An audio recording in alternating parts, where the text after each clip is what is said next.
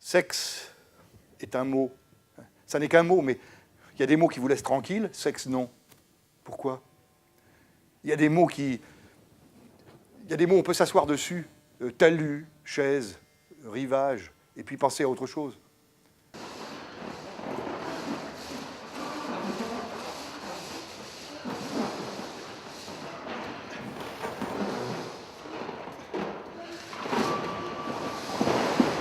Sexe ne rassure pas du tout.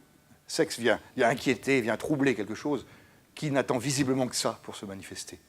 Nous sommes deux, un homme et une femme sur scène, et puis une sorte aussi de machiniste qui déclenche des mécanismes, des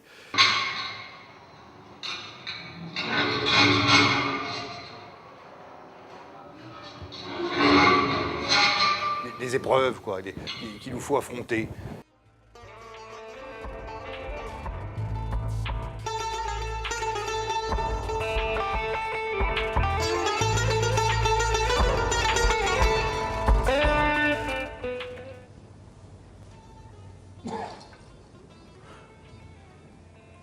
Regana!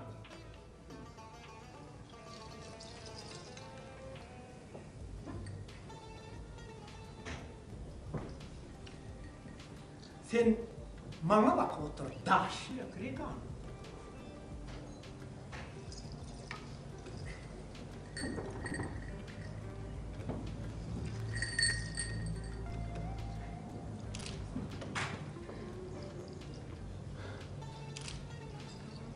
Kardeşim.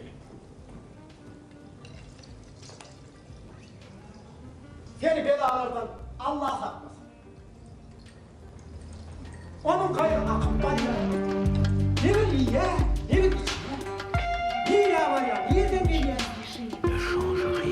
Хорошо, что я фамилию не сменила. А если бы вышла замуж, то меня бы не пустили только близких родственников. А если ты вышла замуж и стала Александрова, то уже не докажешь, что ты не верблюд. Привет, сестренка. Je тебе несу, которая находится. Il s'agit donc de Philoctète. Vous savez, comme tout le monde, que la tragédie grecque est née au 5e siècle avant Jésus-Christ, elle est d'ailleurs venue avec la démocratie. L'homme devenant responsable, eh bien, ça a convergé vers la tragédie et aussi l'essor d'Athènes. Voilà 10 ans que je meurs ici, nourrissant la blessure qui me dévore, asservi à la soif, mordu par la faim, chassant des bêtes plus maigres que le vent et faisant du feu avec des pierres sèches. 10 éternités de colère sans prise, à franchir les eaux lentes du Styx, à remâcher jour après jour ma haine de Satrine et la perfidie d'Ulysse. Ce que la tragédie nous enseigne, c'est simplement comment l'homme peut-il maîtriser son destin. Et particulièrement dans Philoctète. C'est au cœur du débat de Philoctète. Comment l'homme peut-il maîtriser ses actes et son destin par rapport à la fertilité divine et aussi au sadisme des dieux.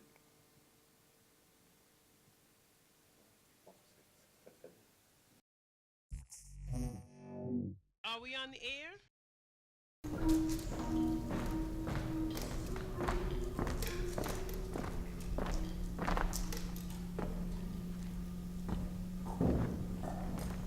Où est le chien? Je sais pas.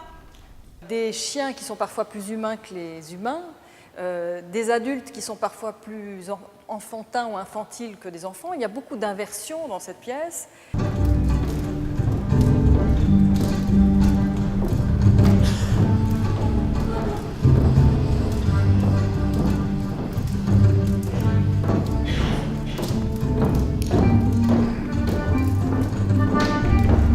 Et alors? Quoi? Mais t'es toujours enceinte? Oui? Et c'est vraiment une auteure d'aujourd'hui qui a vraiment un regard extrêmement acéré, assez terrible sur la réalité d'aujourd'hui, mais qui n'est pas une auteure cynique. Hein, c'est-à-dire qu'il n'y a pas de cynisme dans ses pièces. Elle regarde la vérité telle qu'elle est, mais en même temps, il y a de la tendresse, il y a beaucoup d'humour, encore une fois, et puis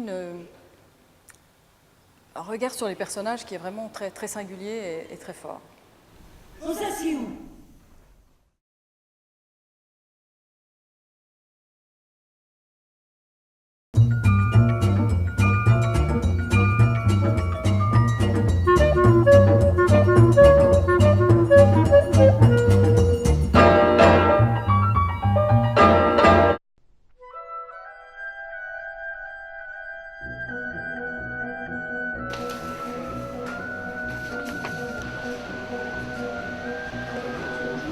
On a voulu filmer ou garder ou restituer des traces de ce qu'a été ce grand bonhomme.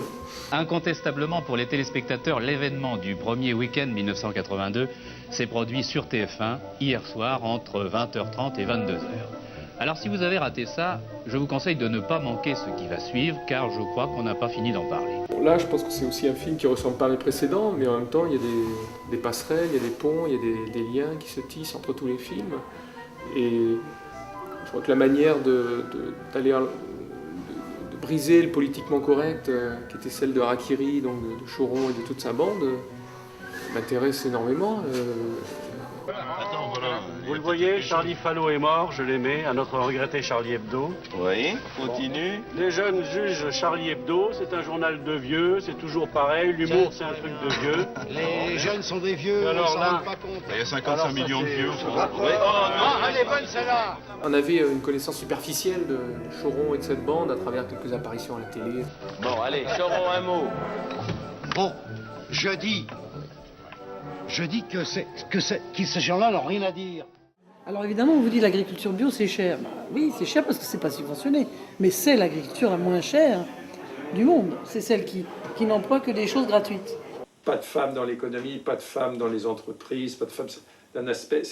Et c'est caricatural en Afrique, par exemple, où toute la vie concrète, justement ce qui fait vivre l'Afrique, même encore à l'heure actuelle, ce sont les femmes. Ce sont les femmes qui cultivent la terre parce que c'est elles qui sont fécondes, etc. C'est elles qui font tout, hein, pour l'essentiel.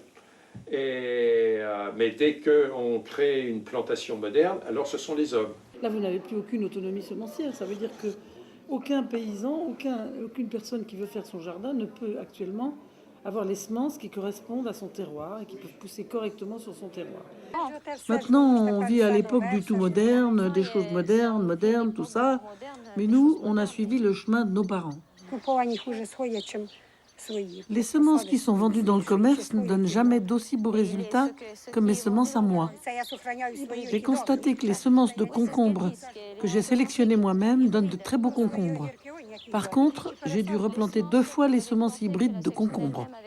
Il y a eu plein d'autres films donc, qui avaient d'autres buts, qui étaient des buts plus dénonciateurs ou alarmistes, ou qui voulaient faire prendre conscience, etc. Ça, c'est chacun à sa façon à apporter une pierre à l'édifice. Et là, moi, c'est une parmi d'autres. Mais c'est pas les cinéastes, hein, vous savez, qui vont changer le monde. Hein. Oui. Non, C'est les gens qui vont changer le monde.